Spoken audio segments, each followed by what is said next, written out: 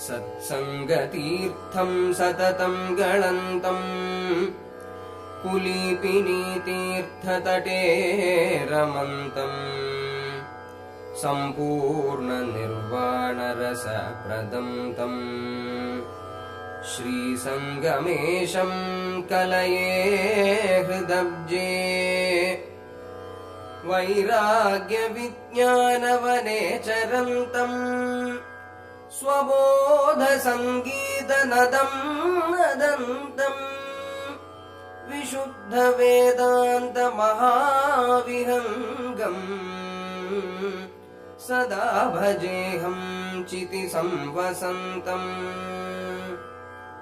आनन्दसन्दोहसमुद्ररङ्गम् संसारदावाग्निसमुद्धरन्तम् सम्मोदिताशेषजगत्तरङ्गम् श्रीसङ्गमेशं हृदि भावयेऽहम् श्रीसङ्गभाग्योदयचक्रवाळम् स्त्रीसङ्गभोगादिनिरस्तकालम् श्रीसङ्गमाख्येन च राजमानम् श्रियै च नोऽस्त्वीशपदालवालम् सदा सुसंसेवितयोगिवृन्दम् मुदा विवादास्पदभूतिसिद्धम् सुधाद्रवत्तत्त्वविभूतिकन्दम् हृदा भजे कञ्चिदपारसिद्धम्।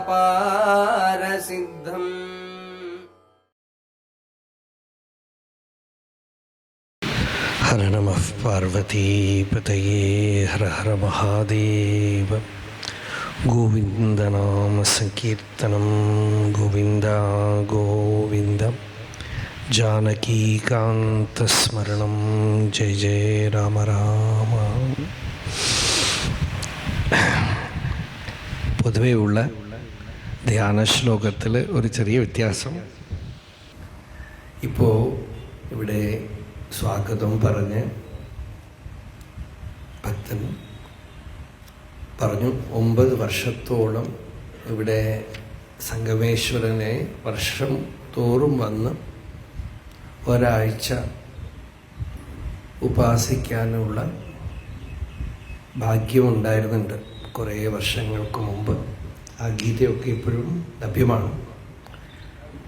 അപ്പം എഴുതിയ 2 ശ്ലോകങ്ങൾ നമ്മുടെ കൃതികളിൽ ആനന്ദമകരന്ദത്തിലെ ഒരു ക്ഷേത്രദേവതാസ്തവങ്ങൾ വളരെ കുറച്ചാണ്,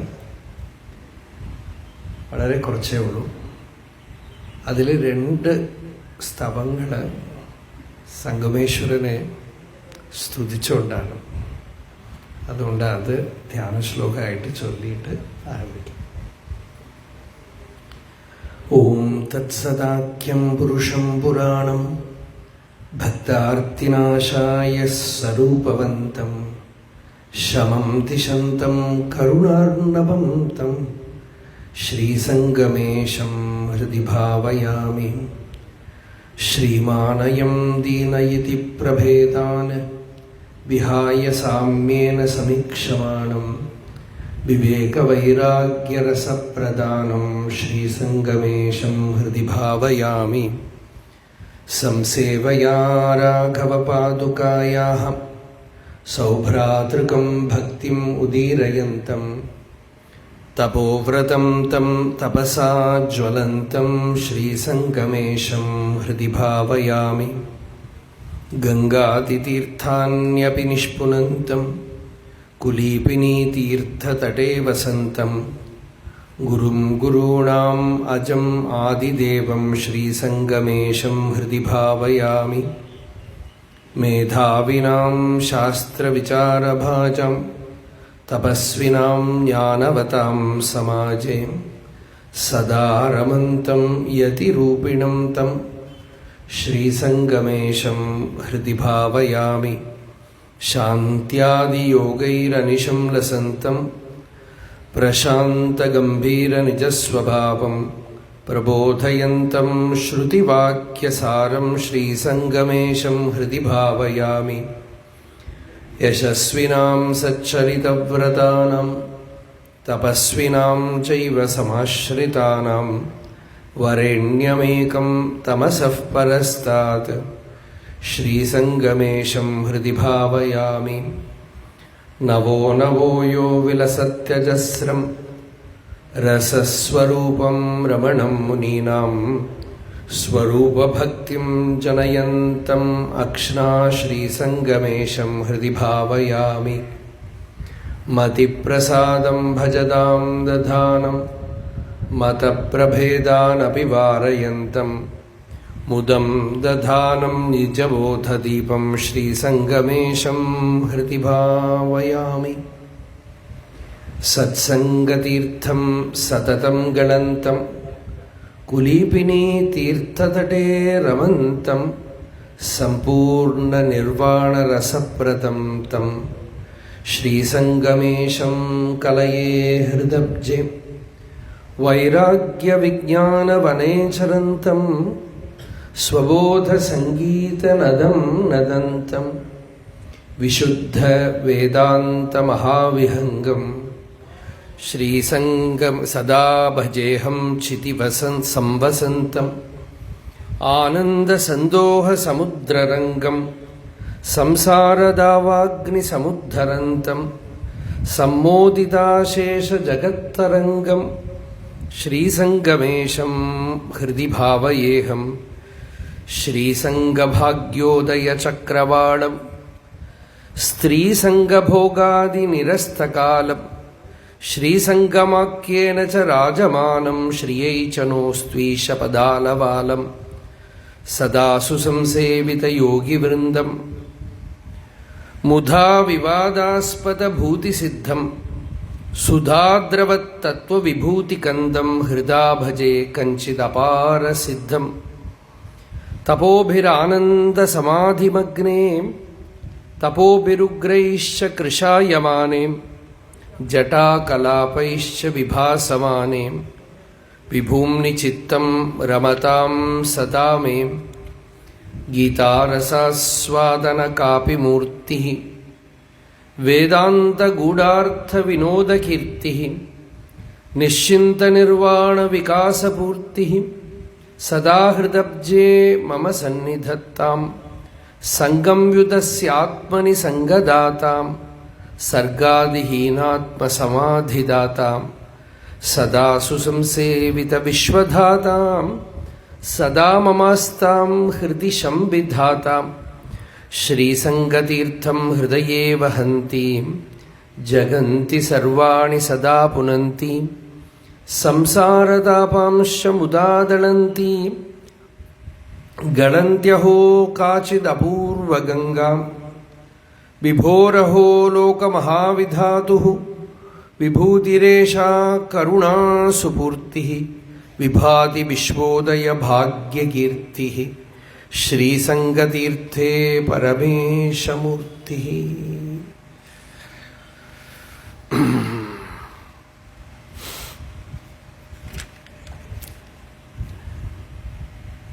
ഈ ക്ഷേത്രസന്നിധിയിൽ ഇതേ സ്ഥലത്ത് 9 വർഷത്തോളം ഭഗവത്ഗീതയായിരുന്നു വിഷയം. വളരെയധികം ആസ്വദിച്ചിട്ടുള്ള ഒരു തീർത്ഥക്ഷേത്രമാണത്. കുലീപിനി മഹർഷിയുടെ തപസ്ഥാനം എന്നാണ് ഐതിഹ്യം. ഈ തീർത്ഥം കുളം കുലീപിനി തീർത്ഥം എന്നാണ് പ്രസിദ്ധം. സ്വാമി ഇവിടെ യതിരൂപധരനാണ്. അതുകൊണ്ട് ഞങ്ങൾക്കൊക്കെ തന്നെ പ്രത്യേകിച്ചും വളരെ വിശേഷപ്പെട്ട വിരക്തരൂപമാണ്. വൈരാഗ്യ രസപ്രദാനം, വൈരാഗ്യരൂപത്തിലാണ് ഭഗവാൻ ഇവിടെ നിൽക്കുന്നത്. അതുകൊണ്ട് സുഗന്ധപുഷ്പ പൂജയൊന്നുമില്ല, മറ്റമ്പലങ്ങളിൽ കാണുന്ന പോലെയുള്ള സമൃദ്ധ പൂജയൊന്നുമില്ല.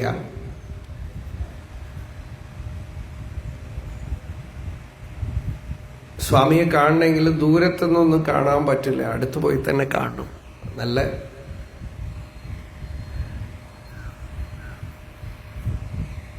ഉയരത്തില് രാമായണത്തില്, കമ്പരാമായണത്തിൽ തമിഴില് കമ്പൻ രാമനെ പറയുമ്പോൾ നെടിയവൻ എന്നാണ്. നെടിയവൻ എന്ന് വെച്ചാൽ നല്ല ഉയരമുള്ള.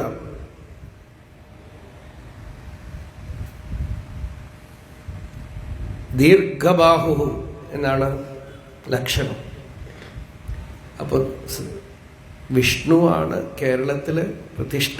അത് രാമനായിട്ടും ലക്ഷ്മണനായിട്ടും ഭരതനായിട്ടും ശത്രുഘ്നനായിട്ടും ഒക്കെ സങ്കല്പം. ഈ ദിവ്യക്ഷേത്രത്തിലോ ഇവിടെ യതിരൂപധരനായ ഭരതനായിട്ടാണ്, എന്ന് വെച്ചാൽ രാമനെ കാത്തുകൊണ്ടിരിക്കുന്ന ഭരതനായിട്ടാണ് ഇവിടെ സങ്കല്പം. എങ്കിലും മൂർത്തിക്ക് നിങ്ങളുടെ ചുറ്റും നോക്കിയാൽ കാണാൻ മറ്റൊരു മൂർത്തിയുമില്ല, കൺഫ്യൂഷനേ ഇല്ല, ഒരേ ഏകരൂപമാണ്. അലൗകിക ഭൂമി. ഈ ക്ഷേത്രത്തില് എന്താണ് ഇപ്പൊ നമ്മുടെ സത്സംഗത്തിന് വിഷയമെടുക്കേണ്ടത് എന്ന് ഞാൻ കുറച്ച് ഭക്തന്മാരോടൊക്കെ ചോദിച്ചു. എല്ലാവരും ഒരേപോലെ പറഞ്ഞു, രാമഭരത സംവാദം. അതാണ് വിഷയം എല്ലാവരും ആഗ്രഹിച്ചത്. അതിലത്തെ ചില അംശങ്ങൾ കുറച്ച്. ഏതായാലും നമ്മൾ അത് തന്നെയാണ് വിഷയം എടുത്തിരിക്കുന്നതും. കുറച്ച് നേരത്തേക്ക്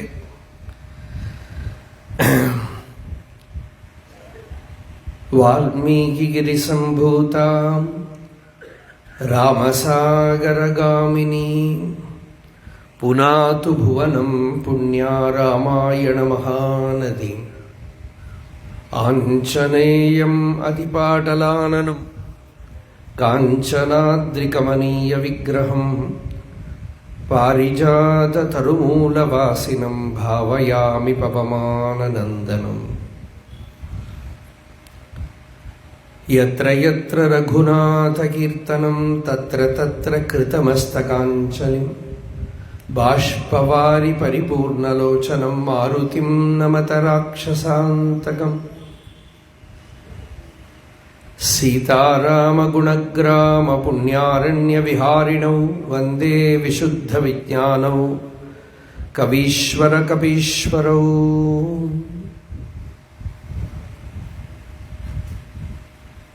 ഭരതന്റെ മഹിമ രാമായണത്തിൽ ഉടനീളം നിറഞ്ഞു നിൽക്കുന്നു. വൈഷ്ണവ സമ്പ്രദായത്തിൽ ഭരതനെ ഭരത ആഴ്വാർ എന്നാണ് പറയാം. ഇതൊക്കെ വൈഷ്ണവ സമ്പ്രദായത്തിലുള്ള വന്ദിക്കപ്പെടുന്ന ആരാധിക്കപ്പെടുന്ന ക്ഷേത്രങ്ങളിൽ പെട്ടതാണ്. ലക്ഷ്മണനെ ഇളയ പെരുമാൾ എന്ന് പറയുക. ആഴ്വാർ എന്ന് വെച്ചാൽ പരമഭക്തൻ. ഇവര് രാമനോ ലക്ഷ്മണനോ ഭരതനോ ശത്രുഘ്നനോ ഒന്നും വേറല്ല. 4 പേരും വിഷ്ണോഹോ അംശ. എല്ലാരും ഗിരാം 4 പേരായിട്ടും ഭഗവാൻ അവതരിച്ചു എന്ന് തന്നെയാണ് വാക്ക്. അല്ലാതെ രാമൻ മാത്രം വിഷ്ണുവിന്റെ അവതാരം എന്നല്ല. അപ്പോ അങ്ങനെ ഈ രാമഭരത സംവാദം നടക്കുന്നത് രാമായണത്തിൽ അയോധ്യാകാന്ഡം അവസാനത്തിലാണ്. രാമൻ കാട്ടിലേക്ക് വന്നു. അടുത്തത് അരണ്യകാന്ഡം ആരംഭിക്കുകയാണ്. അതിമനോഹരമായ ഭാഷയാണ് വാൽമീകിയുടെ. ഞങ്ങൾ പഠിക്കുന്ന കാലത്ത് ഒരു വലിയ വിദ്വാന്റെ അടുത്ത് ഒരാൾ ചോദിച്ചു, സംസ്കൃതത്തിലെ കവിത്രയം ആരാണ്? പൊതുവെ പറയും കാളിദാസനും ഭാസനും മാഘനും ഒക്കെ പറയും, ഭവഭൂതിയും ഒക്കെ പറയും, ഭാരവിയും ഒക്കെ പറയും. പക്ഷേ അദ്ദേഹം പറഞ്ഞു കാളിദാസൻ, വാൽമീകി വാൽമീകി വാൽമീകി വാൽമീകി തന്നെയാണ് ബാക്കി എല്ലാവരും ആ വഴിക്ക് നടന്നു, അത്രയേ ഉള്ളൂ.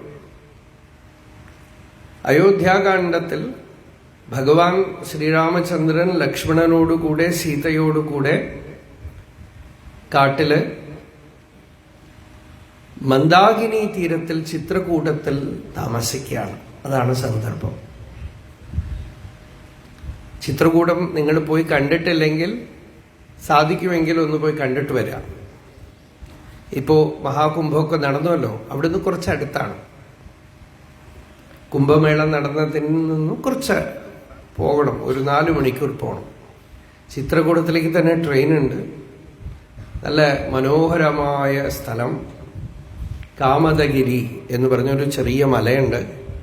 അതിനെ ഒരു 5 കിലോമീറ്റർ പ്രദക്ഷിണം ചെയ്യാം. വളരെ വിപുലമായ വലിയ ഗുഹയുണ്ട് അവിടെ. ആ ഗുഹയുടെ അകത്ത് 2 കുളമുണ്ട്. അപ്പൊ നിങ്ങൾക്ക് ഊഹിക്കാം ഗുഹ എത്ര വലുതായിരിക്കും. നല്ല മനോഹരമായ ഗുഹ.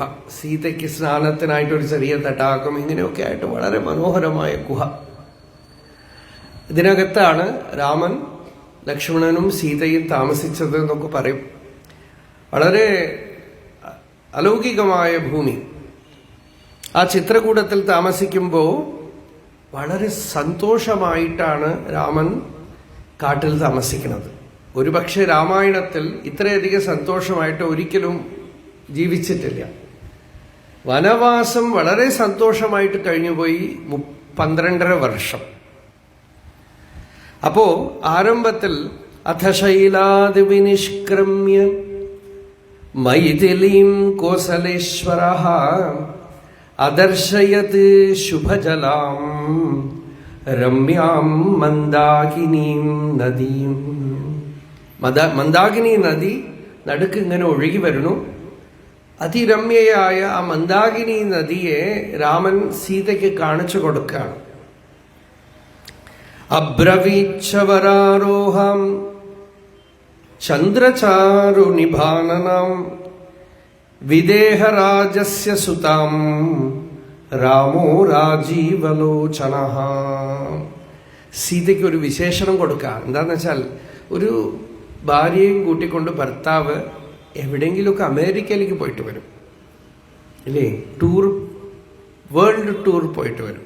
പക്ഷെ ഈ ഭർത്താവ് എവിടേക്കാ കൂട്ടിക്കൊണ്ടു പോയിരിക്കുന്നത്? കാട്, ഘോരമായ വനം, സിംഹവും ആനയും. ഇതിലൊക്കെ ഇപ്പൊ പറയും ഇവരൊക്കെ ഒന്ന് വെള്ളം കുടിച്ചിട്ട് പോവാണ്.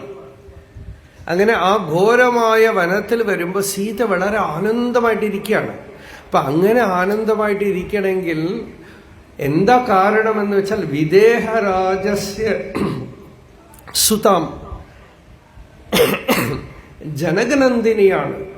സീതയുടെ അച്ഛൻ ജ്ഞാനിയാണ്, ജീവൻ മുക്തനാണ്, വിദേഹനാണ്, വിദേഹ രാജാവാണ്. വിദേഹരാജസ്യ സുതാം ധന്യാം ജനകനന്ദിനീം വിചിത്രപുളിനാം രമ്യാം ഹംസസാരസസേവിതാം കുസുമൈഃ ഉപസമ്പന്നാം പശ്യമന്ദാകിനീം നദീം.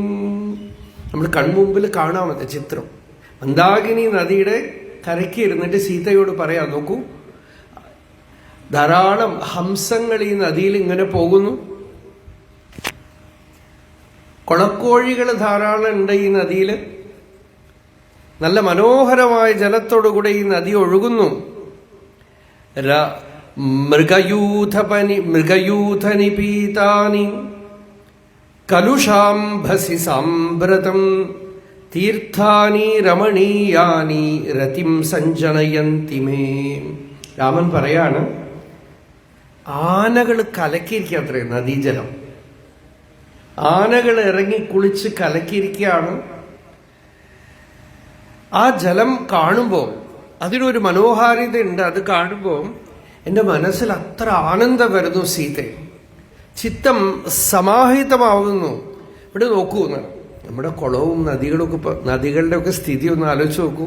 കമ്പാരിറ്റീവ്ലി ഇപ്പോൾ നമ്മൾ കാലടിയിൽ ഞങ്ങൾ പഠിക്കുന്ന കാലത്ത് വളരെ സന്തോഷമായിരുന്നു. എന്താണെന്ന് വെച്ചാൽ പെരിയാറ് മാത്രം കേടുവന്ന് പോയിട്ടേ ഇല്ല, നല്ല നിറഞ്ഞ വെള്ളമായിരുന്നു, അല്ലേ? ഇപ്പൊ പോയി പെരിയാറ് കാണുമ്പോൾ എനിക്ക് കണ്ണിൽ ചോര വരും. ഒക്കെ മണ്ണെടുത്ത് കുഴി ഉണ്ടാക്കി എല്ലാം കെട്ടി നിൽക്കുക ജലം. കുളിക്കാൻ പറ്റില്ല ആ പെരിയാറിൽ, പൂർണ്ണ നദിയിൽ എന്ന് കേൾക്കുമ്പോൾ വലിയ സങ്കടമാണ്. ഇതാണ് നമ്മൾ ആക്കി വെച്ചിരിക്കുന്ന കോലം. ഇപ്പൊ രാമൻ പറയാണ് അവിടെ, അങ്ങനെ രമണീയമായ നദി ഇങ്ങനെ ഒഴുകി വരുമ്പോ ആരാ കുളിക്കണതെന്ന് വെച്ചാൽ ജടാജിനധരാഹക്കാലേ വൽക്കലോത്തരവാസസഹാം ജടാജ് ഋഷയഃ തു അവഗാഹന്തെ നദീം മന്ദാകിനീം പ്രിയേ. നല്ല ജട ധരിച്ച ഋഷികള്, മരവുരി ഉടുത്ത് മാൻതോലുടുത്ത ഋഷികള് അതൊക്കെ അവിടെ അഴിച്ചു വെച്ച് ജടയൊക്കെ അഴിച്ചിട്ട് മന്ദാകിനി നദിയിൽ അങ്ങനെ ധാരാളം ഋഷികൾ കുളിക്കുന്നത് കാണുക അത്രേ രാമൻ. ഇതിനൊരു ദൃഷ്ടാന്തം പറയാം. ഒരു 10-20 വർഷം 15 വർഷം മുമ്പ് ഋഷികേശിൽ ചെല്ലുമ്പോൾ ഗംഗയിൽ ഇങ്ങനെ സന്യാസികൾ ഇങ്ങനെ കുളിക്കുന്നത് കാണും. ഇപ്പൊ അവിടെ കാണുന്നത് ട്രൗസർ ഇട്ടും വേഷം അരകുറയായിട്ട് ഉടുത്തും റാഫ്റ്റിങ്ങിൽ കൂക്കി വിളിച്ചു പോകുന്ന ആളുകളെയാണ്.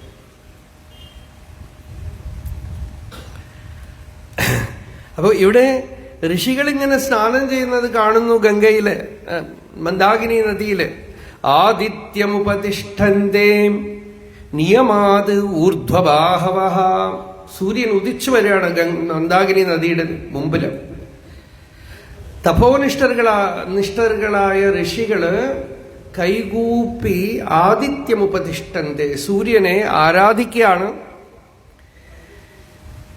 സംശിതവ്രതാഹ, നോക്കൂ ആ രാമൻ അത്ര സന്തോഷമെന്ന് സീതയോട് പറയാണ്. ഏതേ പരേ വിശാലാക്ഷി മുനയഃ സംശിതവ്രതാഹ. വിശാലാക്ഷി, സീതയെ വിളിക്കുന്നതാണ് വിശാലാക്ഷി. ഇവരൊക്കെ നല്ല വ്രതശുദ്ധി വന്നിട്ടുള്ളവരാണ്. പ്ലോപ്ലൂയമാന പരാൻ പശ്യത്വം തനുമധ്യമേ പശ്യൈതദ്വൽഗുവചസോ രഥാംഗാഹ്വേനാദ്വിജാഹം. ധാരാളം പക്ഷികൾ ഇങ്ങനെ പലതും വർണ്ണിച്ചു കൊണ്ടുപോവാണ്. രാമൻ പറയാ, 3 നേരം കുളിച്ച് ഫലം മാത്രം കഴിച്ച് ഇവിടെ ജീവിക്കുമ്പോ എന്തൊരു സുഖം, എന്തൊരു ആനന്ദം. എന്തിനാ ഇപ്പൊ അയോധ്യയിലേക്ക് പോണത്?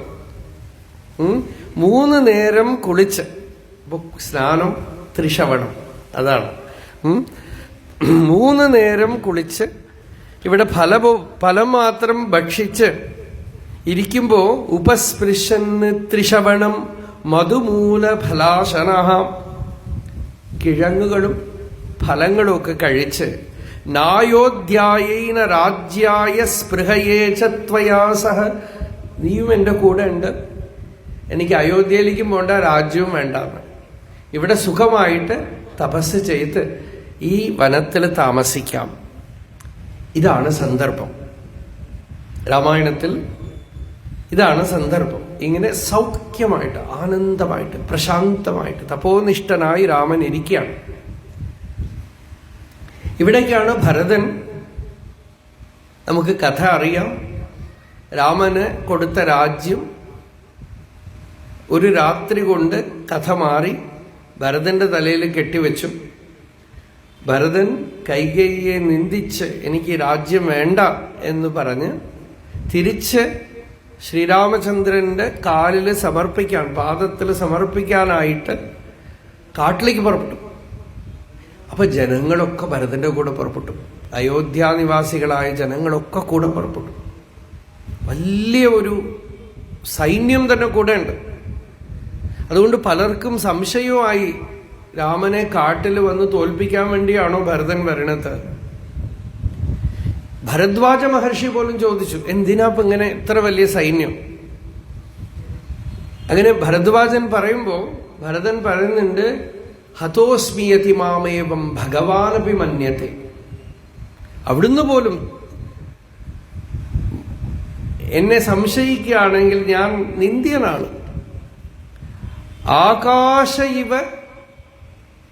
ആകാശം പോലെ ഹൃദയമുള്ളവൻ എന്നാണ് ഭരതനെ വിശേഷിപ്പിക്കുന്നത് അവിടെ. ഇങ്ങനെയുള്ള ഭരതൻ കാട്ടിലേക്ക് വരികയാണ്. അപ്പൊ രാമൻ ഇങ്ങനെ സ്വസ്ഥമായിട്ട് ഒരു കാര്യം കൂടെ നമ്മൾ അവിടെ പറഞ്ഞു, തൃശ്ശൂർ പറയുമ്പോൾ പറഞ്ഞു, ഈ നദിയിലെ സ്നാനമൊക്കെ ചെയ്ത് സീതയോടുകൂടെ ലക്ഷ്മണനോടുകൂടെ രാമൻ വരുമ്പോൾ നമ്മൾ വിഷ്ണുവിന്റെ അവതാരമായിട്ടാണല്ലോ പറയണത്. പക്ഷെ വാൽമീകി അവിടെ പറയണത് നന്ദികേശ്വരനോടുകൂടെ പാർവതിയോടുകൂടെ പരമേശ്വരൻ വരണു എന്നാണ്. കൃതാഭിഷേകസ്തുരരാജരാമഃ സീതാദ്വിതീയ സഹ ലക്ഷ്മണേന കൃതാഭിഷേകസ്തു അഗരാജപുത്ര്യാം രുദ്രസനന്ദി ഭഗവാനിവേശഃ. ഇങ്ങനെ അവിടെ ദക്ഷിണാമൂർത്തിയുടെ അംശം ആയിട്ടാണ് ഭരതന്റെ മുമ്പിൽ ഇരിക്കുന്നത് എന്ന് പറയും വ്യാഖ്യാതാക്കളൊക്കെ. എന്താന്ന് വെച്ചാൽ അങ്ങനെയാണ്. ഭരതൻ ഇവിടെ ഗുരുവിനെ ദർശിക്കാനുള്ള ഭാവത്തോടു കൂടിയാണ് വരുന്നത്, ഏട്ടനായിട്ടല്ല. അപ്പോ കാട്ടിലും ആനകളൊക്കെ ഓടുന്നു. ആനകൾ കൂട്ടം കൂട്ടമായി ശബ്ദിച്ചുകൊണ്ട് ഓടുന്നു. പക്ഷികളൊക്കെ ചലച്ചുകൊണ്ട് പറക്കുന്നു. കാടൊന്ന് ഇളകിയിട്ടുണ്ട്. അപ്പൊ രാമൻ ആ മന്ദാകിനി തീരത്തിരിക്കുകയാണ്. ലക്ഷ്മണനോട് പറഞ്ഞു, അടുത്തൊരു മരത്തിൽ കയറി ഒന്ന് നോക്കൂ, എന്താ സംഭവിക്കണത്, ആരോ വരണുണ്ട്, എന്താണെന്നൊന്ന് നോക്കൂ. അപ്പൊ ലക്ഷ്മണൻ അടുത്ത് മരത്ത് കയറി ഒന്ന് നോക്കിയതും കണ്ണൊക്കെ അങ്ങനെ ചുവന്നു, ശരീരമൊക്കെ ഒന്ന് വിറച്ചു തുടുത്തു കോപം കൊണ്ട്. അഗ്നിം സംശമയത്വാര്യ സീതാച ഭജതാം ഗുഹാം. അഗ്നി കെടുത്തു, സീതയെ ഗുഹയിലേക്ക് കയറ്റു, വില്ല് കെട്ടുക, അമ്പൊക്കെ ശരിയാക്കി വെക്കൂ. രാമൻ ചോദിച്ചു, ആരാ വരണത്, ഒന്നും കൂടെ നോക്കൂ. അപ്പൊ ഒന്നും കൂടെ നല്ലവണ്ണം സൂക്ഷിച്ചു നോക്കിയിട്ട് പറഞ്ഞു, അതാ നമ്മുടെ ആ കോവിതാരധ്വജം, ആ കൊടി കാണുന്നുണ്ട്, ഭരതനാണ് വരണത്. രാജ്യം ഇനിയിപ്പോ നമ്മൾ 14 വർഷവും കഴിഞ്ഞ് തിരിച്ചു പോരാൻ പാടില്ല. അതുകൊണ്ട് കാട്ടിൽ വെച്ച് തന്നെ യുദ്ധം ചെയ്ത് നമ്മളെ ഇല്ലാതാക്കാനായിട്ട് ഭരതൻ സൈന്യവുമായിട്ട് വരികയാണ്. കൈകേയിയുടെ മകനല്ലേ എന്ന് പറഞ്ഞ് ദിദക്ഷന്നിവതാം സേനാം, കണ്ണുകൊണ്ട് സൈന്യത്തിനെ ദഹിപ്പിച്ചു കളയുന്നുള്ള മാതിരി നോക്കുകയാണ്. അപ്പൊ രാമൻ പറഞ്ഞു, അതെ ആ മരത്തിൽ നിന്നൊന്ന് ഇറങ്ങാം, ആ ശാഖയിൽ നിന്നൊന്ന് ഇറങ്ങി വരും, ശാന്തനാവും.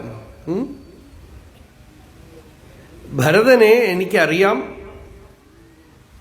എന്താണോ ഭരതൻ ചെയ്തിരിക്കുന്നത് അത് മുഴുവൻ രാമൻ പറഞ്ഞുകൊണ്ട് രാജ്യം എനിക്ക് സമർപ്പിക്കാനായിട്ടാണ് വരണത്. ഭരതനാണ് വരുന്നതെങ്കിൽ കിമേഷ ധനുഷാകാര്യം അസിനാവാസ ചർമ്മണ, വാളെന്തിന് വില്ലെന്തിന്. മഹാബലനായ ഭരതൻ വരുമ്പോൾ നമുക്കിതൊന്നും ആവശ്യമില്ല. അതുകൊണ്ട് തനിക്ക് രാജ്യം വേണമെങ്കിൽ ഭരതനോട് പറയാം. നോക്കൂ, എല്ലാം ഉപേക്ഷിച്ച് ഏട്ടന്റെ കൂടെ ഇറങ്ങി പുറപ്പെട്ട ആളോടാണ് പറയണത്. തനിക്ക് രാജ്യം വേണമെങ്കിൽ ഭരതനോട് പറയാം, സമർപ്പിച്ചുകള്. ലക്ഷ്മണൻ അത് പറഞ്ഞതും പ്രവിവേശേവ സ്വാം ഗാത്രം, തന്റെ ശരീരത്തിലേക്ക് താൻ തന്നെ ഇങ്ങനെ കുറുകിപ്പോയ പോലെ ആയത്ര ലക്ഷ്മണൻ. നാണിച്ചിട്ട് ഇതൊക്കെ കഴിഞ്ഞ് ഭരതൻ ഇവിടെ വരികയാണ്. ഗുരുവായിട്ടാണ് രാമനെ കരുതുന്നത്. ഭരതൻ പറയണത്, കാല് പാതുകയില്ല, തലയിൽ ജട ധരിച്ചിട്ടുണ്ട്, രാമനെ പോലെ തന്നെ കാട്ടില് കല്ലിലും മുള്ളിലും നടന്നു വരികയാണ്. കുറച്ച് ശ്ലോകങ്ങൾ നോക്കൂ. ഒരു ഗുരുവിനെ സമീപിക്കുമ്പോൾ ഒരു ശിഷ്യന്റെ ഭാവം എന്തായിരിക്കണം, ഇത് ഭരതൻ ഇവിടെ കാണിക്കുന്നുണ്ട്. യാവന്ന രാമം ദ്രക്ഷ്യാമി ലക്ഷ്മണം വാ മഹാബലം വൈദേഹീം വാ മഹാഭാഗാം നമേ ശാന്തിർഭവിഷ്യതി. നല്ല ദാഹമുള്ളപ്പോ വെള്ളത്തിന് വേണ്ടി ഓടി നടക്കുന്ന പോലെ, യാവത് രാമം ന പശ്യാമി, രാമനെ കാണുന്നവരെ, സീതാലക്ഷ്മണ സമേതനായി രാമനെ കാണുന്നവരെ എനിക്ക് മനസ്സിന് ശാന്തിയില്ല. നമേ ശാന്തിർഭവിഷ്യതി യാവന്ന ചന്ദ്രസങ്കാശം തദ്രക്ഷ്യാമി ശുഭാനനം. വാൽമീകിയുടെ മാധുര്യമൊക്കെ ഇവിടെ കാണാം. യാവന്ന ചന്ദ്രസങ്കാശം തദ്രക്ഷ്യാമി ശുഭാനനം ഭ്രാതുഃ പദ്മവിശാലാക്ഷം നമേ ശാന്തിർഭവിഷ്യതി. പൂർണ്ണചന്ദ്രസങ്കാശമായിട്ടുള്ള രാമന്റെ മുഖം കാണുന്നവരെ എനിക്ക് ശാന്തിയില്ല, മനസ്സിന് ശാന്തിയില്ല. സിദ്ധാർത്ഥ ഖലു സൗമിത്രി യശ്ചന്ദ്ര വിമലോപമം മുഖം പശ്യതി രാമസ്യ രാജീവാക്ഷം മഹാദ്യുതിം. ലക്ഷ്മണൻ ഭാഗ്യവാനാണ്. പ്രതിദിനം രാമന്റെ മുഖം കാണുന്നുണ്ടല്ലോ. ഒരു ഏട്ടനോട് ഒരു അനിയന് ഇങ്ങനെ ഭക്തിയൊന്നും ഉണ്ടാവില്ല. ഏട്ടനും അനിയന്മാരും ഒക്കെ ഇപ്പോ ഇടയ്ക്കിടയ്ക്ക് കാണുന്നത് കോർട്ടിലാണ്. അത് മഹാഭാരത കാലം മുതലേ തുടങ്ങി. അപ്പോ അവിടെ ഒന്നും ഭക്തിയൊന്നും കാണാനില്ല അല്ലേ?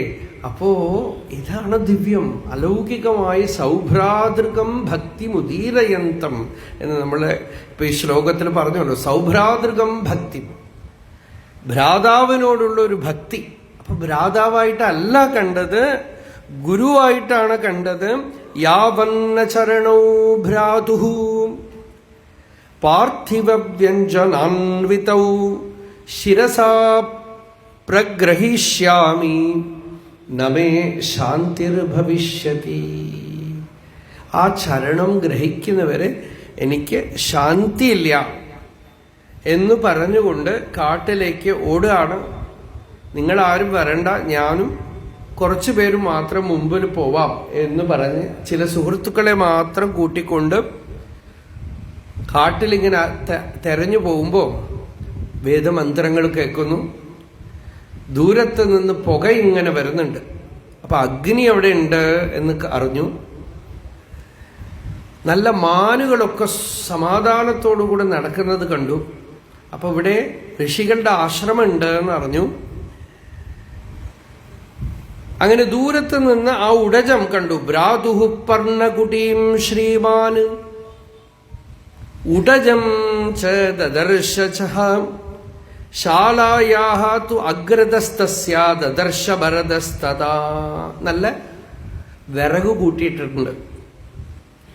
മരപുരിയും മാൻതോലും നനച്ചിട്ട് ഉണക്കാൻ ഇട്ടിട്ടുണ്ട്. അപ്പൊ ഇതൊക്കെ കാണുമ്പോ ഇവിടെ ആൾ താമസം ഉണ്ട് എന്ന് മനസ്സിലായി. അങ്ങനെ ദൂരത്ത് നിന്ന് ഭരതൻ പറയാണ്, പർണശാല കണ്ടു രാമന്റെ. പ്രാഗുദപ്രവണാം വേദിം വിശാലാം ദീപ്തപാവകാം ദദർശ ഭരതസ്തത്ര പുണ്യാം രാമനിവേശനീം നിരീക്ഷ്യ സമുഹൂർത്തം തു ദദർശ ഭരതോ ഗുരും ഉടജേ രാമമാസീനം ജടാമണ്ഡലധാരിണം കൃഷ്ണാജിനധരം തം തു ക്ഷീരവൽക്കലവാസസം ദദർശ രാമമാസീനം അഭിതഃ പാവകോപമം സിംഹസ്കന്ധം മഹാബാഹും പുണ്ഡരീകനിവേക്ഷണം പൃഥിവ്യാഃ സാഗരാന്തായാഃ ഭർത്താരം ധർമ്മചാരിണം ഉപവിഷ്ടം മഹാബാഹും ബ്രഹ്മാണമിവ ശാശ്വതം സ്തണ്ഡിലേ ദർഭസംസ്തീർണേ സീതയാ ലക്ഷ്മണേന ച ദദർശ ഭരതോ ഗുരും. ഗുരുവിനെ കണ്ടു എന്നാണ്. ഇടത് കാലിൽ വലത് കാലിൽ ഇടത് കാൽ കയറ്റി വെച്ച് വലത് കാൽ ചുവട്ടിൽ ഊന്നി യോഗപട്ടാഭിരാമൻ എന്നാണ് ഇതിന് പറയാ. ഇതാണ് ദക്ഷിണാമൂർത്തിയുടെ ചിഹ്നവും. അങ്ങനെ ദക്ഷിണാമൂർത്തിയായിട്ട് അതുപോലെയാണ് ഇരിക്കുന്നത് രാമൻ അവിടെ. അങ്ങനെ ദൂരത്ത് നിന്ന് കണ്ടു. ഗംഭീരമായ ശ്ലോകമാണ് ഈ ശ്ലോകം. ശരിക്കും നമുക്ക് ഭഗവാനെ ധ്യാനിക്കാൻ എടുക്കാവുന്ന ശ്ലോകങ്ങളാണ്. അഭിതഃ പാപകോപമം, അഗ്നി കത്തി നിൽക്കുന്നവ, നീല നിറത്തിലൊരു അഗ്നി. അഗ്നിക്ക് നീല കളർ ഉണ്ടല്ലോ അല്ലേ? അഗ്നിയുടെ ഹൃദയസ്ഥാനത്തിലുള്ള കളറാണ് നീല. നടുക്ക് ആ ബ്ലൂ ഫ്ലെയിം ഉണ്ടാവും. ആ ബ്ലൂ ഫ്ലെയിം പോലെ നീല കളറിലുള്ള അഗ്നി പോലെ ജ്വലിച്ചു നിൽക്കുന്ന രാമനെ കണ്ടു. അങ്ങനെ ഭരതൻ ചെന്ന് കാലില് പാദാവ് അപ്രാപ്യ രാമസ്യ പപാതഭരതോ ബ്രുവൻ. രുദൻ കരഞ്ഞുകൊണ്ട് കണ്ണീര് നിറഞ്ഞതുകൊണ്ട് രാമനെ അവിടെ ഇരിക്കുന്ന ആളെ കുറച്ചു മുമ്പ് കണ്ടു അത്രേ. അപ്പൊ അവിടെ തന്നെ വീണു. വാൽമീകി രാമൻ എടുത്ത് ആലിംഗനം ചെയ്തു. പിന്നെ കഥകള് നമുക്കറിയാം. മടിയിലിരുത്തി പലതും കുശലം ചോദിച്ചു, ഉപദേശിച്ചു, രാജധർമ്മങ്ങളൊക്കെ ഉപദേശിച്ചു. രാജാവാണല്ലോ, അതുകൊണ്ട് രാജധർമ്മമൊക്കെ ഉപദേശിച്ചു. എല്ലാം കഴിഞ്ഞിട്ട് പിതൃനിര്യാണം, അച്ഛന്റെ മൃത്യുവിനെ കുറിച്ച് പറയുകയും അതിന്റെ കുറച്ച് ശോകം, പിതൃകർമ്മങ്ങൾ ചെയ്യുന്നത്, ഇതൊക്കെ കഴിഞ്ഞ ശേഷം അവസാനം ഭരതൻ പറയാണ്, എന്നോട് കാരുണ്യം കാണിക്കണം. ഞാൻ എൻ്റെ കയ്യിൽ ഏൽപ്പിച്ച ഈ രാജ്യം ഇതാ ഈ ചരണത്തിൽ സമർപ്പിക്കുകയാണ്. തിരിച്ചു വരണം, എന്നെ ശിക്ഷിക്കരുത്, ഇനിമേലാൽ എന്നെ ശിക്ഷിക്കരുത്. അങ്ങേപോലെ ത്യാഗം, വൈരാഗ്യം ആർക്കുണ്ടാവും? വളരെ ഗംഭീര ശ്ലോകങ്ങളാണ്. ഇത് ശരിക്കും രാമന്റെ അല്ല, ഭരതന്റെ ആണ്. അതുകൊണ്ടാണ് നമ്മൾ ഈ ക്ഷേത്രത്തിന് വേണ്ടി ഇതെടുത്തത്. ഭരതന്റെ ജ്ഞാനനിഷ്ഠ കാണിക്കുന്ന ശ്ലോകങ്ങളാണ്. രാമൻ പറയാണ്, എന്ത് രാജ്യം, രാജ്യവും വനവാസവും ഒക്കെ ഒന്ന് തന്നെ. എത്ര സാമ്രാജ്യങ്ങൾ വന്നു ഒക്കെ നശിച്ചുപോയി. ഏട്ടൻ അനിയൻ എന്ന് പറയുന്ന ഈ ബന്ധമൊക്കെ നദിയിൽ രണ്ട് കാഷ്ടങ്ങൾ ഇങ്ങനെ ഒഴുകി വരും, കുറച്ചു നേരം ചേർന്ന് പോവും, നടുവിൽ ഒരു ഒഴുക്ക് വന്നാൽ ഇതിങ്ങോട്ട് പോവും, ഇതിങ്ങോട്ട് പോവും, ഒന്നിനും ബന്ധമില്ല. നമ്മളൊക്കെ ഉള്ള സമ്പർക്കമൊക്കെ അത്രയേ ഉള്ളൂ. പാന്തസംഗമഹ, കുറച്ചു നേരത്തേക്ക് നമ്മൾ ചേർന്നിരിക്കും, പിന്നെ പിരിഞ്ഞു പോവും. ഇത്രയേ ഉള്ളൂ നമ്മൾ തമ്മിലുള്ള ബന്ധം. അതുകൊണ്ട് ജ്ഞാതികൾ, ബന്ധുക്കൾ എന്ന് പറയുന്നതൊക്കെ ഇത്രയൊക്കെ ഉള്ളൂ. അതുകൊണ്ട് ഹേ ഭരത, ശാന്തിയായിട്ടിരിക്കൂ, തപോനിഷ്ഠനായിട്ടിരിക്കൂ. ഋഷികളുടെ ധർമ്മമാണ് ഉത്തമധർമ്മം, ക്ഷാത്രധർമ്മം എനിക്ക് വേണ്ട എന്നാണ് രാമൻ. ത്യക്ഷിയെ എന്നാണ്, ഞാനിതാ ത്യജിക്കുന്നു, ഘോരം ക്ഷാത്രം. അത് ധർമ്മം പോലെ തോന്നുന്ന അധർമ്മമാണ്. രാഷ്ട്രീയം എല്ലാ കാലത്തും ഇങ്ങനെയാണെന്ന് അർത്ഥം. രാമൻ പറയണത് ധർമ്മത്തിന്റെ വേഷം കെട്ടിയ അധർമ്മമാണ് ഈ ക്ഷത്രിയ ധർമ്മം, വേണ്ട എനിക്ക്, ഞാനിതാ ത്യജിച്ചിരിക്കുന്നു. ഇത്രയും പറഞ്ഞപ്പോ ഭരതൻ പറയാണ്, കോഹി സ്യാദീദൃശേ ലോകേ യാദൃശസ്ത്വം അരിന്ദമ നത്വാം പ്രവ്യഥയേത് ദുഃഖം പ്രീതിർവാന പ്രഹർഷയേത്. ജീവൻ മുക്തന്റെ ലക്ഷണങ്ങളാണ്. ആത്മജ്ഞാനിയായ ജീവൻ മുക്തന്റെ ലക്ഷണം എന്താണ്? ദുഃഖം കൊണ്ട് ബാധിക്കപ്പെടുന്നില്ല, സുഖം കൊണ്ടൊന്നും പ്രത്യേകിച്ച് ഒരു എക്സൈറ്റഡ് ആവുന്നില്ല, ഹർഷം ഉണ്ടാവുന്നില്ല, എപ്പോഴും സമനില, സമചിത്തം, ശാന്തനാണ്. ഇത് രാമനിൽ കണ്ടുകൊണ്ട് ഭരതൻ പറയാണ്, ഇങ്ങനെയൊക്കെ ഒരാളുണ്ടാവുമോ എന്നാ ചോദിക്കും. ഇതുപോലെ ആരെ കാണാൻ സാധിക്കും ലോകത്തില്? കോഹി സ്യാദ് ഈദൃശോ ലോകേ യാദൃശാത്വം അരിന്ദമ. അങ്ങയെ പോലെ ഹേ ഭഗവൻ ആരുണ്ടാവും? നത്വാം പ്രവ്യഥയേത് ദുഃഖം, അങ്ങയെ ദുഃഖം, വ്യഥ, വിഷമിപ്പിക്കില്ല. പ്രീതിർവാന പ്രഹർഷയേത്. നല്ല നല്ല കാര്യങ്ങളൊക്കെ നടക്കുമ്പോൾ നമ്മൾ ഇങ്ങനെ തുള്ളിച്ചാടും, അല്ലെ? നമുക്ക് മനസ്സ് സന്തോഷം, സുഖം വേണം, സുഖം വേണം, ഓടി നടക്കാം, ദുഃഖം വരരുത്. ഇതാണ് നമ്മുടെ മനസ്സിന്റെ നിരന്തര സ്വഭാവം. സുഖം മേ സ്യാദ് ദുഃഖം മാ ഭൂത്. എനിക്ക് സുഖം വേണം, ദുഃഖം വരരുത്. എന്നാ ജീവിതത്തിൽ അങ്ങനെ ആവുമോ? ദുഃഖത്തിൽ നിന്ന് നമ്മൾ ഓടുകയും സുഖത്തിനെ ഓടിക്കുകയും ചെയ്യാണ് നമ്മൾ. Chasing pleasure, running away from pain. പക്ഷെ തമാശ എന്താണെന്ന് വെച്ചാൽ ദുഃഖം നമ്മളെ ഓടിക്കുകയാണ്. നമ്മൾ എവിടെ പോയാലും പിന്നാലെ തുരത്തിക്കൊണ്ടിരിക്കുകയാണ്. സുഖമാവട്ടെ, ദാ കിട്ടിയെന്ന് തോന്നും, അപ്പോഴേക്കും ഓടിപ്പോവും. അപ്പൊ സുഖം പുറത്താണെന്ന് ധരിച്ച് മനുഷ്യൻ ഇങ്ങനെ ഓടി നടക്കുകയാണ്. അപ്പൊ കുറച്ച് ചിലപ്പോൾ പുറത്തുനിന്ന് സുഖം കിട്ടും. അതെങ്ങനെയാന്ന് വെച്ചാൽ നായി കടിച്ച എല്ല് പോലെ എന്നാ പറയാം. നായ ഒരു എല്ല് കടിച്ചാൽ അതിന്റെ നാവിന്ന് തന്നെ രക്തം വരും. അപ്പൊ നായ വിചാരിക്കും അത്ര ഈ എല്ല് പൊട്ടിയിട്ടാണ് രക്തം വരണത്, വീണ്ടും വീണ്ടും കടിക്കും. ഇതുപോലെ പുറത്തൊരു വസ്തു കിട്ടുമ്പോൾ അത് വേണം എന്ന് ആഗ്രഹിച്ചു, കിട്ടിയപ്പോൾ തൽക്കാലം ആഗ്രഹം പോയി, അപ്പൊ നല്ല സുഖം. നമ്മൾ വിചാരിച്ചത് എന്താ, ആ സാധനം കിട്ടിയത് കൊണ്ടാണോ സുഖം എന്ന്. സുഖം കിട്ടാൻ ഒരു സാധനവും വേണ്ട അല്ലേ. ഇപ്പൊ സുഷുപ്തിയിൽ പ്രതിദിനം സുഖമായി ഉറങ്ങുമ്പോ ഒരു സാധനം ഇല്ല, സുഖമായിട്ടിരുന്നു. മനസ്സ് ഉള്ളിൽ അടങ്ങിയതും സുഖം വന്നു. അതുപോലെ തന്നെ ജാഗ്രതയിൽ ആഗ്രഹങ്ങളൊക്കെ ഒന്ന് വിട്ടു നോക്കൂ, സുഖമുണ്ട്. സുഖാണല്ലോ വേണ്ടത്. ആഗ്രഹിക്കുന്നത് എന്തിനാ? എന്തെങ്കിലും കിട്ടിയിട്ട് സുഖിക്കാൻ. ആഗ്രഹം തന്നെ അങ്ങോട്ട് വിട്ടുകഴിഞ്ഞാൽ നല്ല സുഖമാണ്. ഇത് ഋഷികളും ജ്ഞാനികളും ഒക്കെ ഒരുപാട് തപസ് ചെയ്ത് കണ്ടുപിടിച്ച കാര്യം ഇത്രയേ ഉള്ളൂ.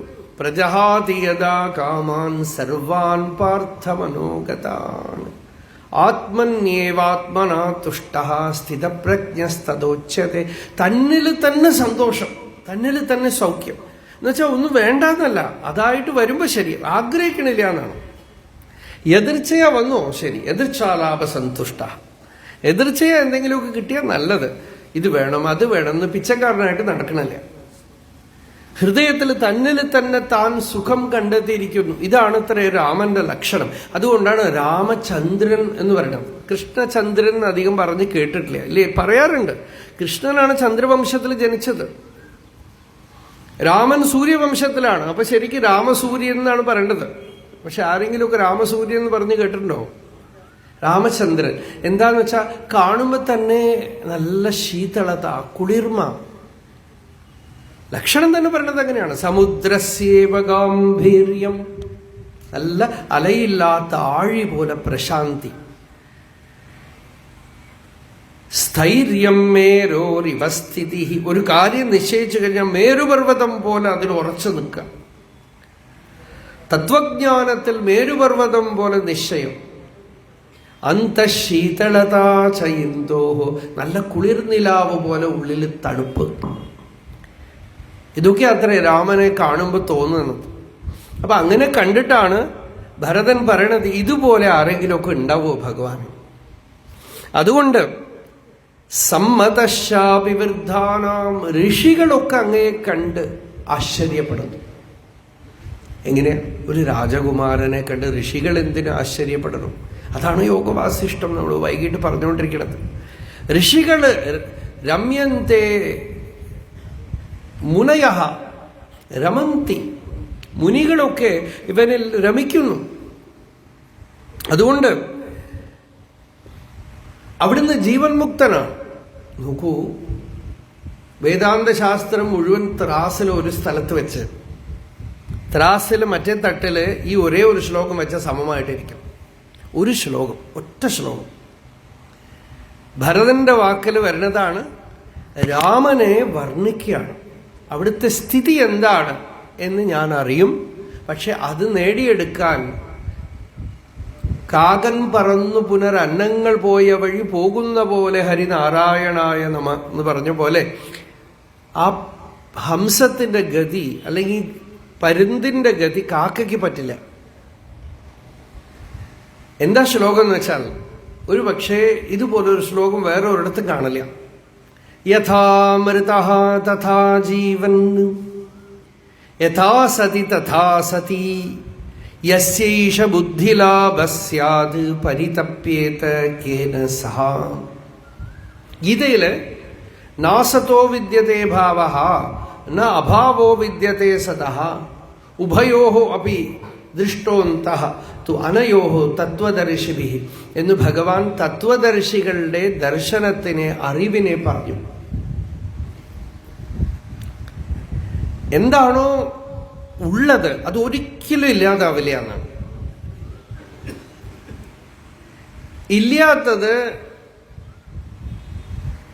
അത് ഒരു സമയം ഉള്ള പോലെ തോന്നിയാലും വാസ്തവത്തിൽ അതിന് ഇരിപ്പില്ല. അപ്പൊ കേൾക്കുമ്പോ ചിലപ്പോ എന്താ ഇപ്പൊ പറയണത്? നമ്മള് കുട്ടിക്കാലത്തൊക്കെ പറയേ, മനസ്സിലായെങ്കിൽ മനസ്സിലായെന്ന് പറയണം, മനസ്സിലായിട്ടില്ലെങ്കിൽ മനസ്സിലായിട്ടില്ല എന്ന് പറയണം. മനസ്സിലാവാതെ മനസ്സിലായെന്ന് പറഞ്ഞാൽ മനസ്സിലായത് കൂടെ മനസ്സിലാവാതെ പോകും. അതുപോലെയാണ് ഇപ്പോൾ ഈ ശ്ലോകം കേൾക്കുമ്പോൾ തോന്നുക. എന്നിട്ട് അവസാനം ചോദിക്കും മനസ്സിലായോ എന്ന് ചോദിക്കും. അപ്പോ യഥാമൃത, അപ്പോ ഇവിടെ പറയണത് ന അസതഃ വിദ്യതേ ഭാവഃ, ഇല്ലാത്തതിന് ഇരിപ്പില്ല, ഉള്ളതിന് ഇല്ലായ്മയില്ല എന്നാണ്. ഉള്ളത് ഒരിക്കലും ഇല്ലാതാവില്ല. ഉള്ളത് എന്ന് വെച്ചാൽ എന്താ? എല്ലാ കാലത്തും ഉള്ളത്, ശാശ്വതമായിട്ടുള്ളത്, എപ്പോഴും ഉള്ളത്. എപ്പോഴെന്ന് വെച്ചാൽ പാസ്റ്റില്, ഭൂതകാലത്തിൽ ഉണ്ടാവണം, വർത്തമാനത്തിൽ ഇപ്പൊ ഉണ്ടാവണം, ഭാവിയിൽ ഉണ്ടാവണം. അതിനെയാണ് സത്യം എന്ന് പറയുന്നത്. ഒരു ലക്ഷണം അതാണ്. ഭൂതം, വർത്തമാനം, ഭാവി. അങ്ങനെ എന്തുണ്ട് ഒന്ന് അന്വേഷിച്ച് നോക്കൂ. അങ്ങനെ ഒരു സാധനവും ഇല്ല. ഭൂമിയെ പറയാൻ പറ്റില്ല, സൂര്യചന്ദ്രാദികളെ പറയാൻ പറ്റില്ല, ഗ്രഹനക്ഷത്രാദികളെ പറയാം, ഒന്നും പറയാനൊക്കില്ല. ആകാശം കാണുന്നുണ്ട്, അതും പറയാൻ ഒക്കില്ല. ഇവിടെ കിടന്ന് ഉറങ്ങിക്കഴിഞ്ഞാൽ ആകാശം പോകും. അപ്പൊ വേറൊരു ലക്ഷണം പറഞ്ഞു, ജാഗ്രതത്തിൽ ഉണ്ടാവണം, സ്വപ്നത്തിൽ ഉണ്ടാവണം, സുഷുപ്തിയിൽ ഉണ്ടാവണം എന്ന് പറഞ്ഞു. യത് സ്യാത് സർവത്ര സർവത, യാതൊന്ന് എല്ലായിടത്തും എപ്പോഴും ഉണ്ടോ അത് സത്യം. ആ സത്യത്തിനെ അറിഞ്ഞവൻ വിശിഷ്ടനാണ്. അവൻ സാധാരണ മനുഷ്യരെ പോലെ അല്ല, അവൻ നടമാടുന്ന മഹേശ്വരനാണ്. ദേഹീവ ദൃശ്യതേസോ പരന്തുസോ കേവലോ ഹി ആത്മാ. അവൻ ദേഹമുള്ളവനെ പോലെ തോന്നുമെങ്കിലും അവൻ ആത്മാവാണ്, ചൈതന്യമാണ്. അവൻ ബ്രഹ്മത്തിനെ അറിഞ്ഞവനല്ല, അവൻ ബ്രഹ്മമാണെന്നാണ് ഉപനിഷത്ത് പറയുന്നത്. ബ്രഹ്മവേദ ബ്രഹ്മൈവ ഭവതി. അപ്പൊ രാമനെ അങ്ങനെയാണ് ഭരതൻ കണ്ടിട്ട് പറയുന്നത്, അവിടുന്ന് ബ്രഹ്മമാണ്, പരമാത്മാവാണ്. ഈ രഹസ്യമാണ് വാസിഷ്ഠത്തിലൊക്കെ ചോദിക്കുന്നത്. രാമനിൽ എന്തോ ഒന്നുണ്ട്, എന്താണത്? എന്താണ് ആ രഹസ്യം? ഇതാണ് ഭരദ്വാജൻ വാൽമീകിയുടെ അടുത്ത് ചോദിക്കുന്നതിനുള്ള ഉപദേശമാണ് നമ്മളുടെ വൈകുന്നേരത്തെ ഈ പ്രഭാഷണമൊക്കെ. അപ്പൊ ഇവിടെയും ഭരതൻ അതിന്റെ രഹസ്യം പറയാണ്. ശാശ്വതമായ സത്യത്തിനെ അങ്ങ് അറിഞ്ഞിരിക്കുന്നു. സത്യം എന്ന് വെച്ചാൽ ശാശ്വതമായത് ജാഗ്രതത്തിലും സ്വപ്നത്തിലും സുഷുപ്തിയിലുണ്ട്, ഭൂതകാലത്തുണ്ട്, ഇപ്പുണ്ട്, ഇനിയും ഉണ്ടാവും. ഇനിയും കുറച്ചുകൂടെ സിമ്പിളായിട്ട് പറഞ്ഞാൽ എപ്പോഴും ഉണ്ടാവും എന്ന് വെച്ചാൽ ഇപ്പൊ ഉണ്ടാവും. അപ്പൊ ഇപ്പോഴുള്ളത് എന്താ? ഉണ്മ എന്താ? നിങ്ങളൊക്കെ ഇപ്പൊ എന്റെ മുമ്പിലുണ്ടല്ലോ, ഞാൻ നിങ്ങളുടെ മുമ്പിലുണ്ട്. ഞാൻ കണ്ണടച്ച നിങ്ങളില്ല.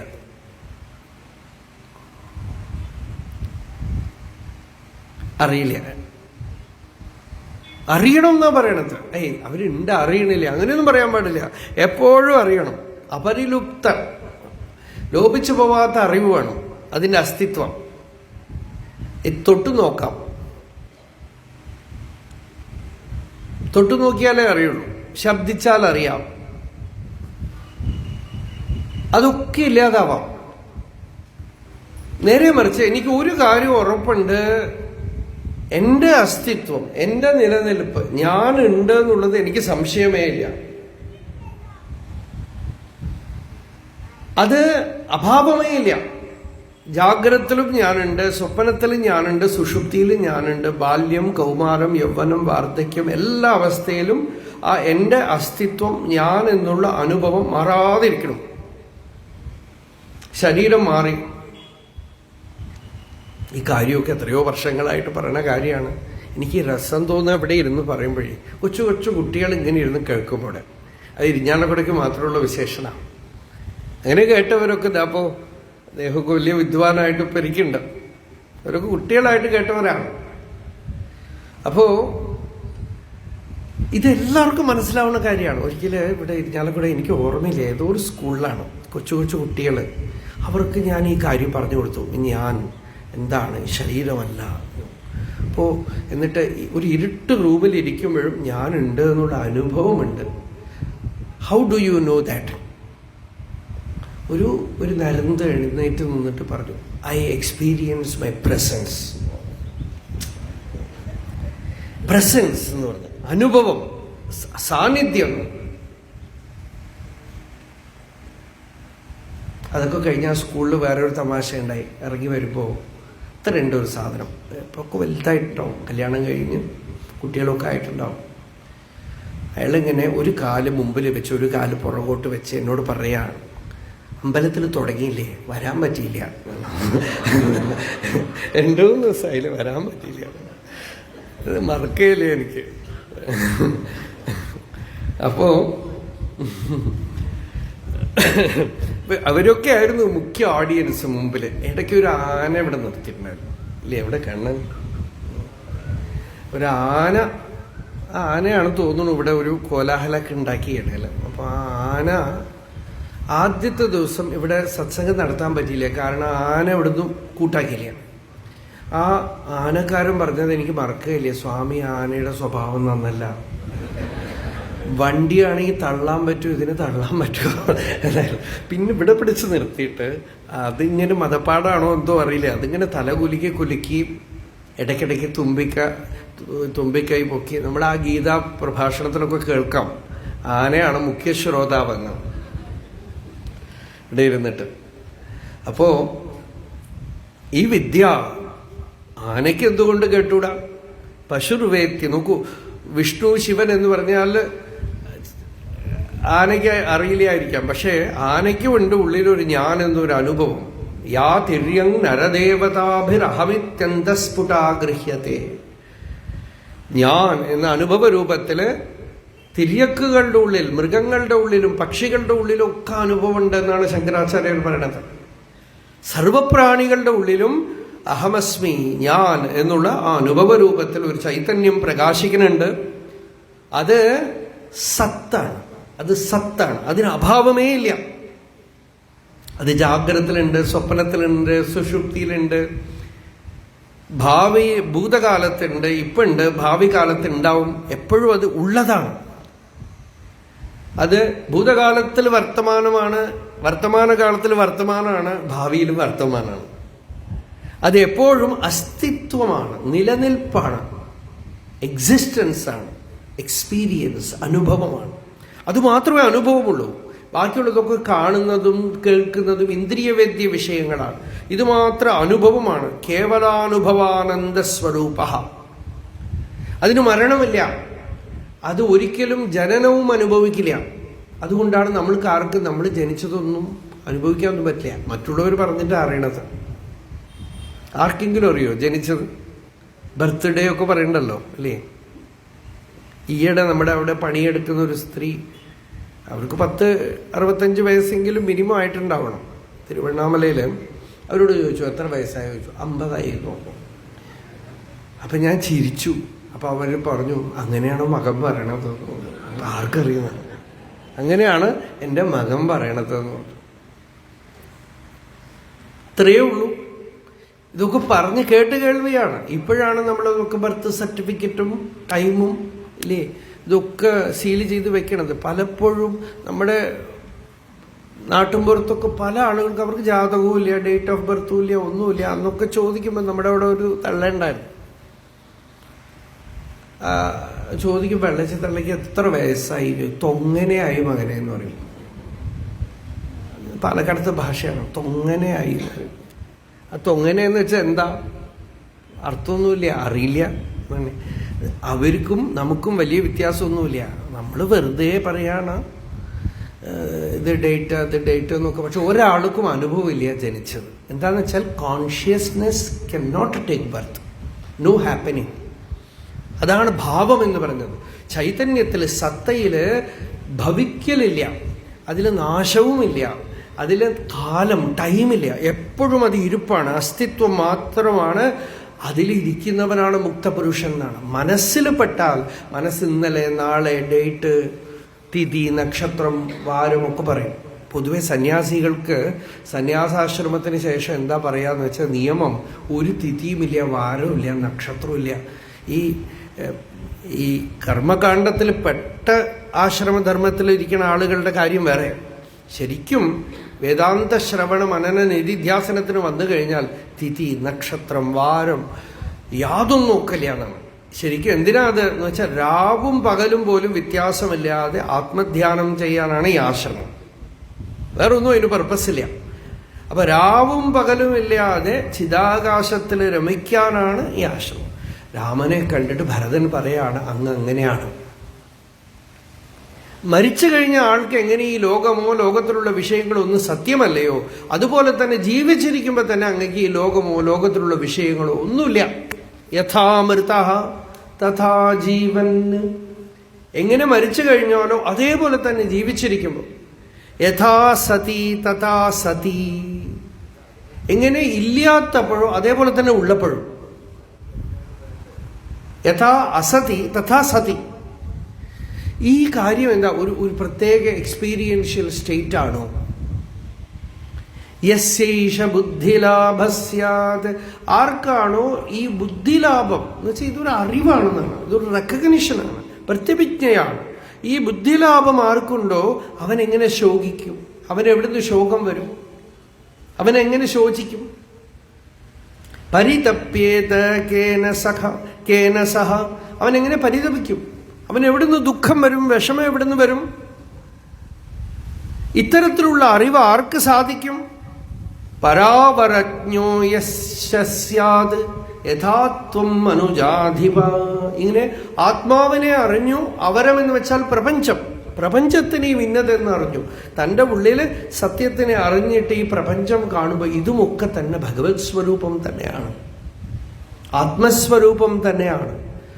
ഉള്ളില് ചൈതന്യമായ ആത്മാവ് പ്രകാശിക്കുന്നു, ജഗത്തില് സകലതും ആത്മസ്വരൂപമാണ്. അങ്ങനെ കണ്ടിട്ടാണ് രാമൻ ഇങ്ങനെ കാട്ടിലെല്ലാം കണ്ട് സന്തോഷിക്കുന്നത്. മരവും പുല്ലും നദിയും മലയും മൃഗങ്ങളെയൊക്കെ കണ്ട് സീതയോട് പറയുന്നു, ആ എന്തൊരു ആനന്ദം, വനവാസോ മഹോദയ. ഈ വനവാസമാണ് സീതയെ ഏറ്റവും സുഖകരമായ കാര്യം. കാട്ടിൽ രാജ്യത്തിലേക്ക് പോവാൻ എനിക്ക് ഇഷ്ടമില്ല, ഞാൻ ഇവിടെ തന്നെ സുഖമായിട്ട് ഇരിക്കാനാണ് ആഗ്രഹിക്കുന്നത് എന്നാണ് രാമൻ പറയണത്. വനവാസോ മഹോദയ. അപ്പോ ഇതാണ് ഇവിടെ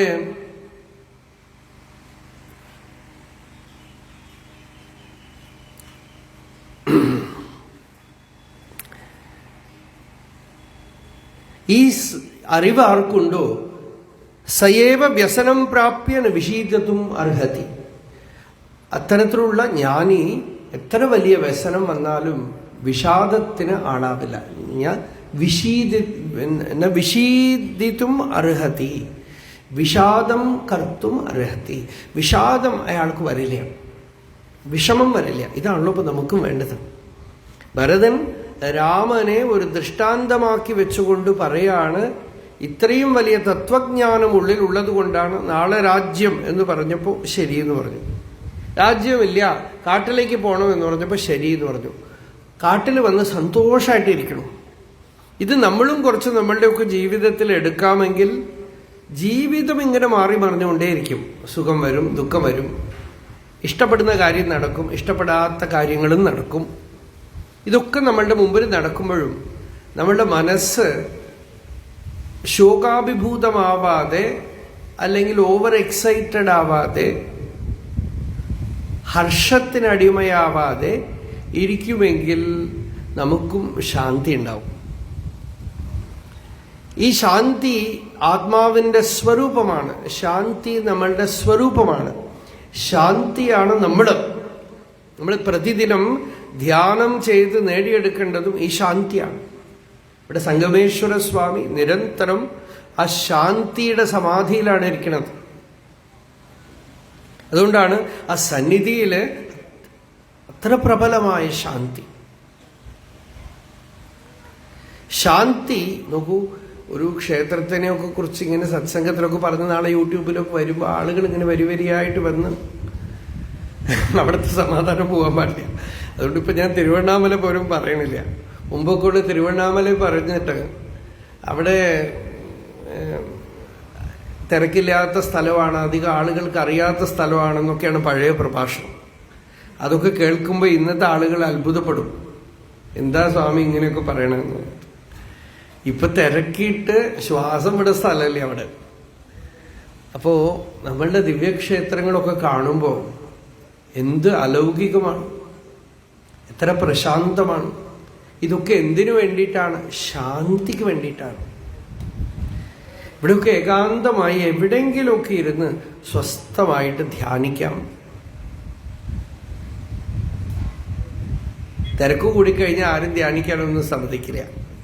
ഈ കോവിഡ് വന്ന സമയത്തെ നമ്മുടെ ആശ്രമത്തിൽ ഇപ്പോൾ റീസെൻ്റായിട്ട് അല്ലെങ്കിലേ നല്ല തിരക്കാണ്.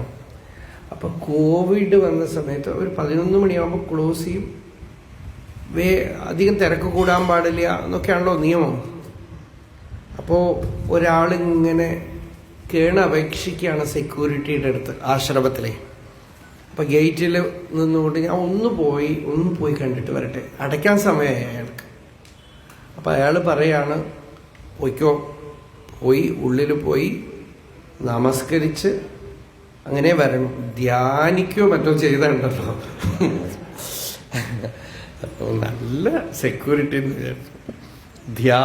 ഏതാ ധ്യാനം കയറും പണിനെ. അപ്പോ ഇങ്ങനെയൊക്കെയാണ് ചിലപ്പോ. അപ്പോ തിരക്ക് കൂടി കഴിഞ്ഞാൽ ഇങ്ങനെയൊക്കെ ആവും. അതുകൊണ്ട് ഇങ്ങനെയുള്ള പ്രശാന്തമായ അന്തരീക്ഷത്തിൽ സൗഖ്യമായിട്ടിരുന്ന് ഭഗവാന്റെ നാമം ജപിക്കുകയോ ഭഗവാന്റെ രൂപം ധ്യാനിക്കുകയോ അല്ലെങ്കിൽ സദ്ഗ്രന്ഥങ്ങളെ പാരായണം ചെയ്യുകയോ ഇല്ലെങ്കിൽ ഈ പറഞ്ഞ പോലെ ഏകാന്തമായിട്ട് ഇരുന്ന് നമ്മളുടെ ഉള്ളിൽ സദാ വിളങ്ങിക്കൊണ്ടിരിക്കുന്ന പ്രകാശിച്ചുകൊണ്ടിരിക്കുന്ന ആ ജ്യോതിയാണ്, ആകാശതുല്യം അനന്തമായിട്ടിരിക്കുന്ന ആ ബോധത്തിനെ ഉള്ളിലിങ്ങനെ അനുസന്ധാനം ചെയ്യുകയോ മനസ്സിനെ ക്രമേണ സ്വസ്ഥമാക്കി ശാന്തമാക്കി സമാഹിതമാക്കി നിശ്ചല തത്വേ ജീവൻ മുക്തി, ആ നിശ്ചലമായ തത്വത്തിനെ ഉള്ളിലിങ്ങനെ ഉയർത്തിപ്പിടിക്കാൻ സാധിക്കുമെങ്കിൽ നമ്മളുടെ ജീവിതം ധന്യധന്യമായിട്ട് തീരും.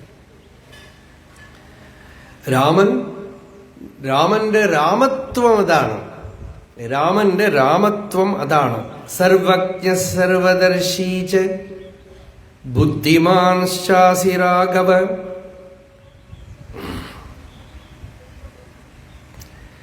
നത്വാം ഏവം ഗുണൈർയുക്തം പ്രഭവാ ഭവ കോവിതം അവിഷഹ്യതമം ദുഃഖം ആസാദയിതും അർഹതി. പരാവരജ്ഞനായിട്ടുള്ള അങ്ങയെ, അനന്തത്തിനെയും അല്പത്തിനെയും അറിഞ്ഞ അങ്ങയെ, ജീവനെയും ബ്രഹ്മത്തിനെയും അറിഞ്ഞ അങ്ങയെ, പ്രപഞ്ചത്തിനെയും ബ്രഹ്മത്തിനെയും അറിഞ്ഞ അങ്ങയെ ഒരു ദുഃഖവും ബാധിക്കില്ല. കാരണം അങ്ങേക്ക് അറിയാം ഇവിടെ ഒന്നും വാസ്തവമല്ല എന്നറിയാം. വാസ്തവമായ സത്യം നിരന്തരം അങ്ങയുടെ ഹൃദയത്തിൽ പ്രകാശിക്കുന്നുണ്ട്. ഇതിപ്പോ മനുഷ്യനെ കൊണ്ട് പറ്റുമോ? അമരോപമ സത്വ. ഭരതൻ പറയാണ് അവിടുന്ന് അമരോപമ സത്വ, ദേവനാണ്. നമ്മൾ പലപ്പോഴും ജ്ഞാനികൾ എങ്ങനെയൊക്കെ പറഞ്ഞാല് നമ്മൾക്ക് പിന്നെ ഒന്നും ചെയ്യാൻ പറ്റില്ല. അവര് ദേവന്മാരാണ്, നമ്മളെങ്ങനെ അറിയും? പക്ഷെ പലപ്പോഴും തോന്നുന്നു അവർ മനുഷ്യരല്ല തോന്നിപ്പോവാണ്. ആ അറിവിന്റെ വൈഭവം കാണുമ്പോൾ അവർ മനുഷ്യരല്ല തോന്നിപ്പോവാണ്. അതാണ് ഭരതനും പറയണത് അമരോപമസത്വസ്ത്വം. അങ്ങ് അമരോപമസത്വനാണ്. മഹാത്മാ സത്യസംഗരഃ. മഹാത്മാ. പല സ്ഥലത്തും രാമനെ ഭരതൻ ഇവിടെ മഹാത്മാ എന്ന് പറയുന്നുണ്ട്. സർവജ്ഞ സർവദർശീച ബുദ്ധിമാൻ ശാസി രാഘവ. അതുകൊണ്ട് ഭഗവാനെ ഈ സത്യദർശനത്തിന്റെ ബലം കൊണ്ട് ഊക്കുകൊണ്ട് അവിടുന്ന് ഈ പട്ടാഭിഷേകവും രാജ്യവും ഒക്കെ വലിച്ചെറിഞ്ഞ് ഇങ്ങോട്ട് കാട്ടിലേക്ക് പോകുന്നു. ഈ സത്യദർശനത്തിന്റെ ബലം വൈഭവം കൊണ്ട് അവിടുന്ന് എല്ലാം ഇട്ടെറിഞ്ഞ് ഇങ്ങോട്ട് വന്നു.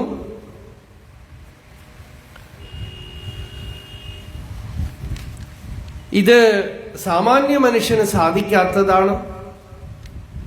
അതുകൊണ്ട് എന്നെ അനുഗ്രഹിക്കണം, തിരിച്ചു വരണമെന്നാണ് പ്രാർത്ഥന പറയണത്. ഇപ്പൊ നമുക്ക് വിഷയം അതല്ല. യഥാമൃത തഥാ ജീവൻ. ജീവിച്ചുകൊണ്ടിരിക്കുമ്പോ തന്നെ ഒന്നുകൊണ്ടും ബാധിക്കപ്പെടാത്ത അവസ്ഥ, നിസ്സംഗത. അതിനൊരു ദൃഷ്ടാന്തമാണ് പറഞ്ഞത്. മരിച്ച ആള് ഇവിടെ ഉള്ളത് കൊണ്ടൊന്നും ബാധിക്കപ്പെടാത്തതുപോലെ ജീവിച്ചിരിക്കുമ്പോഴും. അതുകൊണ്ട് സന്യാസാശ്രമത്തിനൊക്കെ സാധാരണ ശ്രാദ്ധാദികളൊക്കെ ചെയ്യും അവരവർക്ക് തന്നെ. എന്താ വെച്ചാൽ മരിച്ച പോലെ തന്നെയാണ്. ഇനിയിപ്പോ ശ്രാദ്ധവും കർമ്മവും ഒന്നുമില്ല, എല്ലാം കഴിഞ്ഞു. അപ്പൊ യഥാമൃത തഥാ ജീവൻ യഥാ സതി തഥാ സതി. ഇല്ലാത്തപ്പോഴും ഉള്ള പോലെ, ഇല്ലെങ്കിലും ഇല്ലെങ്കിലും ഉള്ള പോലെ, ഇല്ലാത്തപ്പോഴും ഉള്ള പോലെ, ഉള്ളപ്പോഴും ഇല്ലാത്ത പോലെ. എന്ന് വെച്ചാൽ എല്ലാവരും ചുറ്റുമുണ്ട്, ബന്ധുക്കളും ഒക്കെ ഉണ്ട്. അനാസക്തി.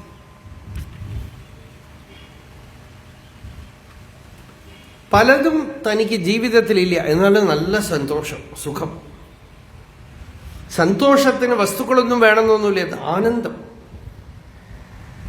ഈ അറിവാണ് ആത്മവിദ്യ. എത്രയോ വർഷം നമ്മൾ ഭഗവത്ഗീതയിലും ഒക്കെ പറഞ്ഞ കാര്യങ്ങൾ ഇവിടെ അതാണ്. അനാസക്തിയാണ്, ആത്മജ്ഞാനമാണ്. എല്ലാവർക്കും വേണ്ടത് ഈ ആത്മജ്ഞാനമാണ്. അവനവനെക്കുറിച്ചുള്ള അറിവ്, ഞാൻ ആരാണ്, എൻ്റെ സ്വരൂപം എന്താണെന്നുള്ള അറിവ്. ആ അറിവ് ഉള്ളിൽ പ്രകാശിക്കുമ്പോൾ ഞാൻ ഈ ശരീരമല്ല,